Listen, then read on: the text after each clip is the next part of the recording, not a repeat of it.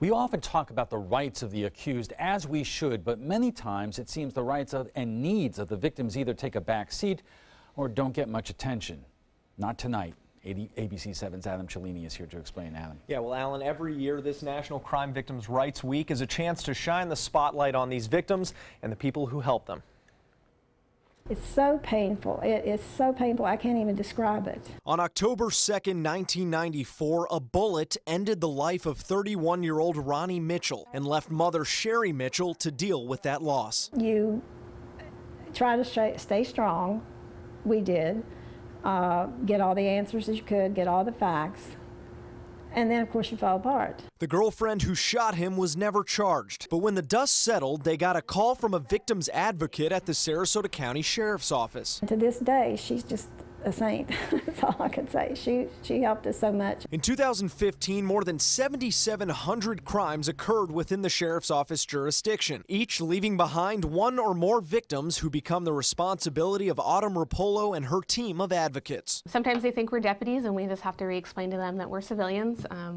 We don't have arresting powers and things like that, but we're here to just provide that support and be that extra piece for them. And most of the victims that we talk to, like I said, don't know that we exist. Behind thousands of crime scenes and court cases are these advocates, not just from the Sheriff's Office, but also the state attorneys, as well as several local nonprofits. Their job is different every day. Emotional support, legal guidance, whatever that person may need in their darkest hour. We'll stay with the victim until they no longer need us, whether that's a week, 2 weeks, a month, a year, depending on the situation. If they can't be on scene, they'll call victims directly. Sergeant Gerardo Carrillo wishes they could be at every crime scene, helping deputies conduct interviews in the most precious moments of an investigation. So you're trying to balance their, memory recall and their emotional state at the same time.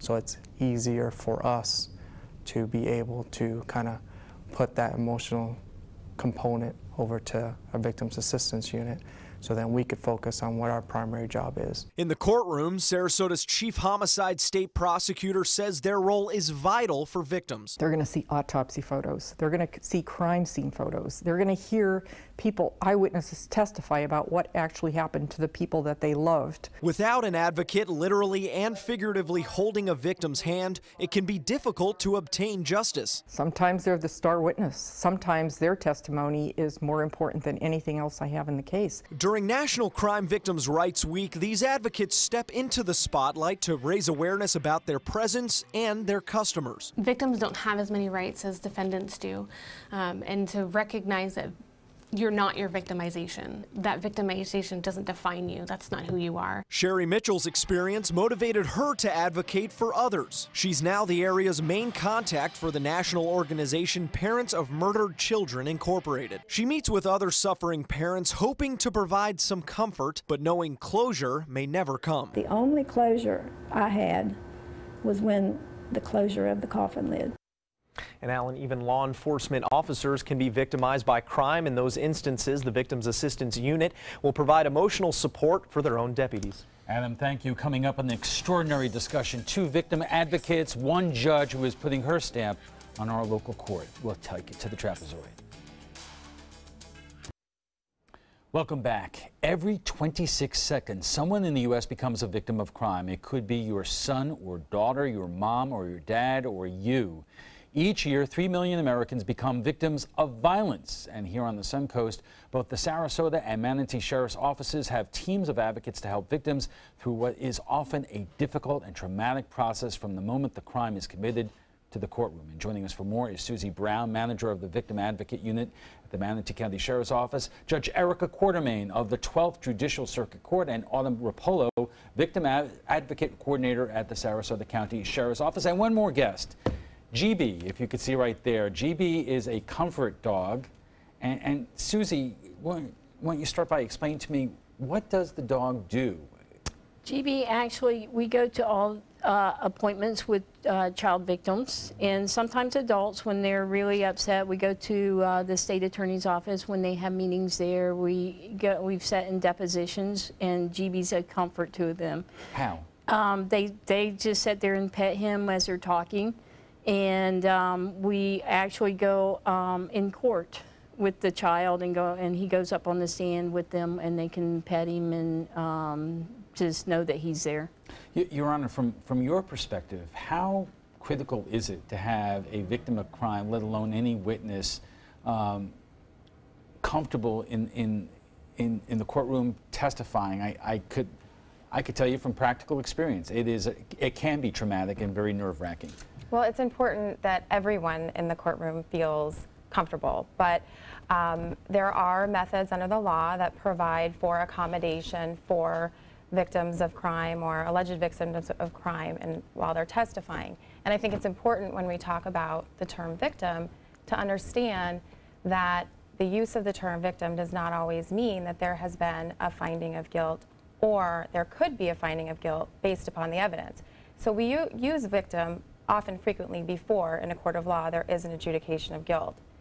So the methods that can be used could be clearing the courtroom of witnesses, or excuse me, of spectators, for example, or providing for a therapy dog, or in some circumstances with children, providing, notwithstanding the right of confrontation by a defendant, the opportunity for a witness to testify by video. And all them, that puts people like yourself in a very difficult position because you are there to assist the victim of the case, but before, as the judge said, there is a guilty finding. So how do you handle situations like that? We work with each victim, explain to them what can happen, what the process itself, what can happen, and just kind of discuss with them what it would be like if it didn't go the way that they were hoping that it would, and work through those things. And I would imagine there are an incredible range of emotions and people that you are dealing with through this process. Some people, no matter what the crime would be, could handle things.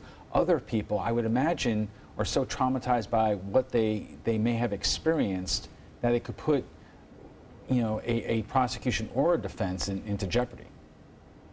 Well, some victims don't even want to go to court. Some don't want to face their accuser. They just want everything to happen on the outside because they're too scared to go to court, which potentially hurts the state because they need the victim to testify. So we just help guide them through that and reassure them that we're there with them. And Susie, how do you keep in mind that the victims in these cases are not only dealing with the legal case itself, but a whole lot of other things outside the judicial system, because in many cases their lives have changed dramatically? We assist them the best we can as far as giving them referrals to the agencies that can help them with some of the things that are going on in their outside life, and that we support them as much as we can. And a lot of times the Attorney General's office, they have what's called victims' compensation, which we assist with doing the application for that, and that's for victims that have injuries or for funeral expenses, for counseling.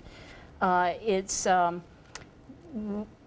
the Attorney General's office, they make the decision on who they have qualifying to get that, but that helps them out in the moment. And Your Honor, I can imagine how these victims are doing, whether or not there's an eventual guilty verdict or not, really has an incredible impact in terms of these trials and what happens in the courtroom.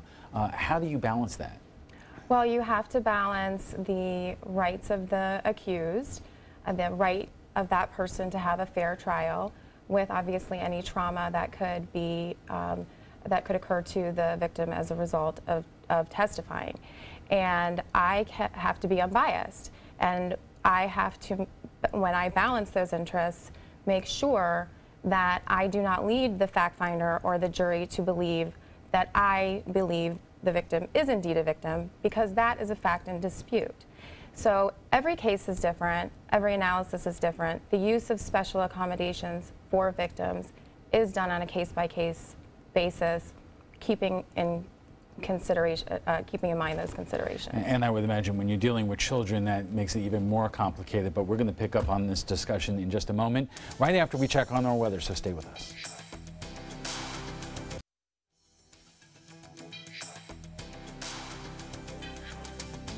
Dog. Welcome back, everyone. If you're just joining us, we are discussing Crime Victims' Rights Week. What rights and resources are there available for friends, family, and even yourself after becoming a victim of crime? Our guests tonight are Susie Brown of the Manatee County Sheriff's Office, Judge Erica Quartermaine, and Autumn Rapolo of the Sarasota Sheriff's Office. You know, Susie, talking about GB again, how is this dog, you know, especially trained to help, you know, victims who may be traumatized? Well, we were pretty lucky with the Sheriff's Office. We had inquired about the therapy dog in 2011, a month after the law had been changed where they would allow a comfort dog or a therapy dog on the stand with kids. And GB was a career change dog from Southeastern Guide Dogs. So he's been through their training with the seeing eye training. He had a minor medical issue that they couldn't place him with a blind person. Then he was trained for post-traumatic stress for a veteran, and then the veteran had to go out of the state and couldn't take him with him. That's terrific. Your Honor, you know, there's been so much discussion in public about, and some people get very angry that it seems like the person who's accused has more rights than the victims of crime.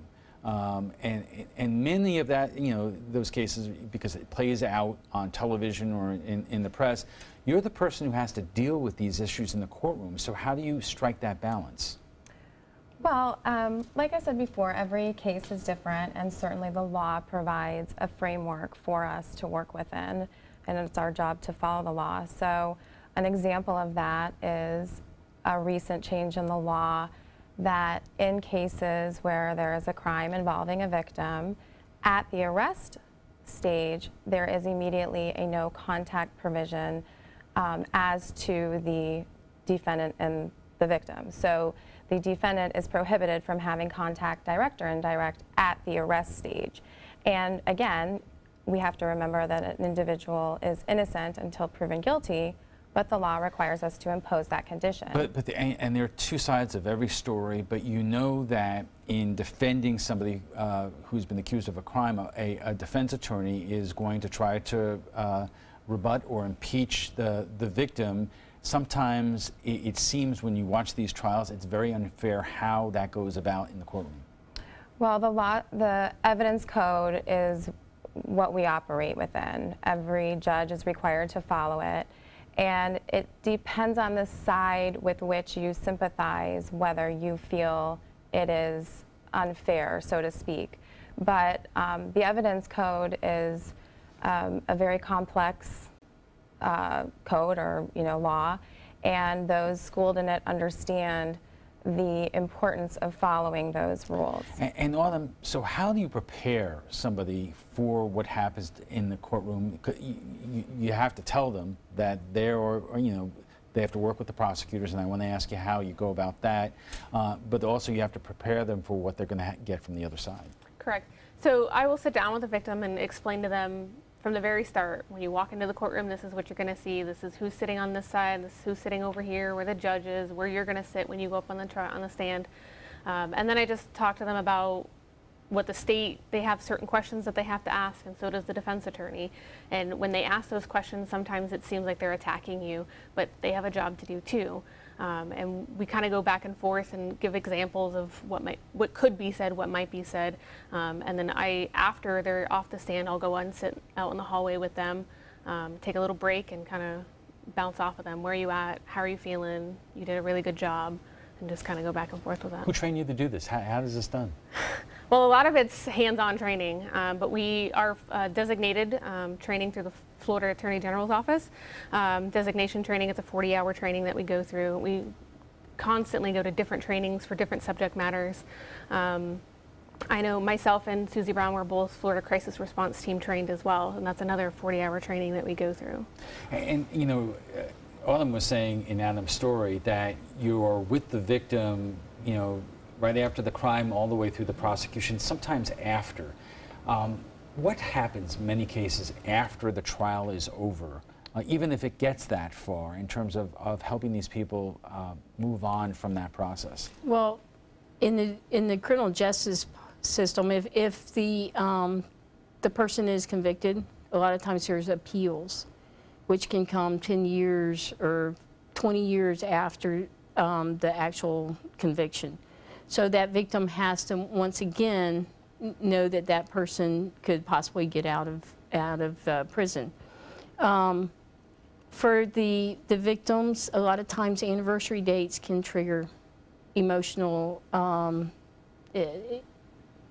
times for them, because you know, it kind of reminds them of things. Or it could be anything that watching a movie or something like that. So that's why we recommend that they get counseling, and everyone's different. The length of counseling is different for everyone, but it's very important to be able to process and put all the pieces back, because it's like somebody throws up a puzzle and it scatters. You have to put those pieces back. Your Honor, what do you see here on the Suncoast? Because when we introduce these stories, I mean, the number of Americans who are victims of crime every couple of seconds is really kind of incredible, and victims of violent crime. What trend do you see in our courts here on the Suncoast? We always hear about, you know, the level of crime. I mean, are you seeing more difficult cases come in, or is it, you know, the same it's been for the last 5-10 years? Well, I've been in the criminal justice system in one role or another probably for over 10 years now, and my experience, or the caseloads, are very similar.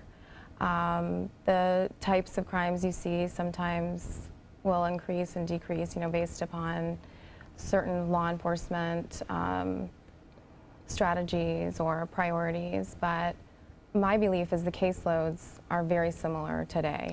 Let me ask you all this question. Is there a difference in how victims of crime fare through the system between a high-profile case that you may be watching on this station or reading about in the paper, or those cases that never get much attention at all? I think a lot of victims, because they're so involved in their own victimization, they're in their heads. Once they see it on TV, and it's a constant reminder of everything, they're just trying to get through the next day. And when they see it on TV, they see it in the news, they read all the posts about it, the comments, some are good, some are bad. So then they react to that as well, and either get re-traumatized or are feeling very comforted by some of the comments that are out there. And I think that, you know, we treat all victims with the same service. It doesn't matter how high of a profile case or how small of a case it is. In that victim's mind, it's not a small case for them. Right. So we give them the same service as we would. All right, let's take a quick break, and when we return, we'll have final thoughts from our guests.